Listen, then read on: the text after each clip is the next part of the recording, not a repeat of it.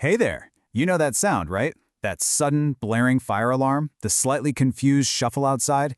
It's a routine we all kind of know, but let's be honest, we don't think about it much. Well, today, that's going to change. We're going to dig into why that familiar drill is actually one of the most important survival skills you can have. So, let me ask you something. When you picture a fire, what's the first thing that pops into your head? The heat, the flames, right? But in a real emergency, there's something else that's often a much bigger, much more immediate threat. Any guesses? Yup, it's panic. When chaos suddenly breaks out, our own instincts can actually work against us, and that is the real enemy fire drills are designed to defeat. See, they aren't really about just walking outside. They're about rewiring your brain to act, not freeze, when every single second is critical. Okay, so let's get past that screaming bell and talk about the real reasons these drills are so important. They're not just for us, the people in the building. They are a full-on stress test for the building's entire safety system, from the alarms on the wall to the people who are supposed to be in charge. You can really break it all down into these 4 pillars. First, and this is the big one, it's about reducing panic by building muscle memory. Second, it's a live test of all the hardware. Do the alarms actually go off? Do the emergency lights turn on? Third, it's mission-critical training for the staff, the fire wardens. And finally, it makes sure that everyone knows not just one way out, but a second or even third way to escape safely. All right, let's talk about you. Let's build your personal evacuation playbook. This is your step-by-step guide for what to do in a real emergency. So you're going to want to pay close attention, because knowing these steps could literally save a life.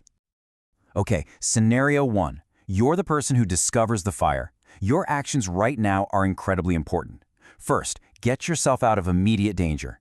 Then, find the nearest fire alarm and pull it. Alert everybody. Next, and this is so important, close all the doors behind you. It's a simple thing, but it helps contain the fire, starving it of oxygen. Then, use the stairs, never ever the elevator, and only call 911 once you are completely out of the building and safe. So what if you just hear the alarm? Here's rule number 1, the golden rule. Always assume it's real. Never waste time thinking, oh, it's probably just a drill. Just go. Leave immediately. Close doors as you go and head to your designated assembly point. That's usually at least 300 feet away from the building, which keeps you clear and makes room for the fire trucks. And you do not go back inside for anything until an official gives the all clear. Let's just boil this all down, right? The essential do's and don'ts. You do use the stairs. You do close doors behind you. You do go straight to the assembly point. You don't use elevators. They can become traps in a fire. You don't assume it's a false alarm. And you never, ever go back inside for any reason until you're told it's safe. But what if you can't evacuate? What if you need assistance? Or you're trapped? Okay, this requires a totally different strategy. Stay put. I know it feels wrong, but this is the best way for rescuers to find you. If you can, tell someone who is leaving your exact location so they can pass it on. Then, seal your room from smoke. Use wet cloth, jackets, whatever you can find, and stuff it in the cracks around the door. And if possible, signal for help from a window. These steps are designed to buy you time until help arrives. So, we've covered your role. Now let's pull back the curtain and take a look at how a professional, truly effective fire drill is actually planned and run. Believe me, there's a real science to it. A good drill isn't just random. It all starts with a detailed plan and assigned roles, like fire wardens. During the drill, you've got observers watching everything, taking notes. Afterwards, a roll call is absolutely essential to make sure every single person is accounted for. That's a critical step.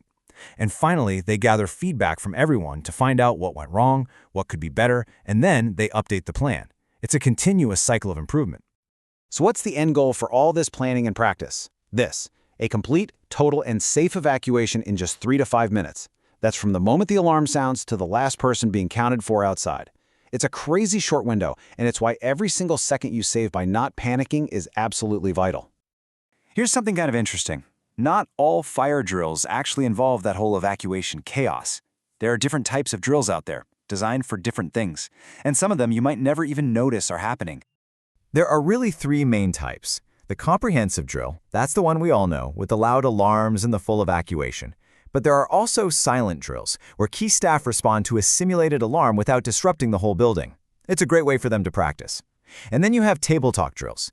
These are basically strategy sessions where managers get together and just talk through hypothetical scenarios to find holes in the plan on paper. Okay, we've covered a lot, so let's wrap this up with a final safety briefing. This is just to lock in the absolute most important lessons. These are the takeaways that you really need to remember. If you remember nothing else from this, remember these 4 things. 1. Take every alarm seriously. Your life might depend on it. 2.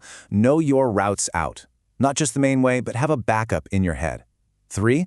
Close the door behind you. It is the single simplest way to slow down a fire. And 4. Elevators are off limits. I can't say it enough. It's always the stairs. And that brings us right back to where we started, doesn't it?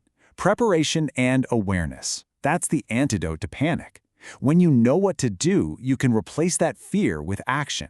That is the real power of these drills. They don't just test alarms, they build the confidence that saves lives. So I'll leave you with this last thought.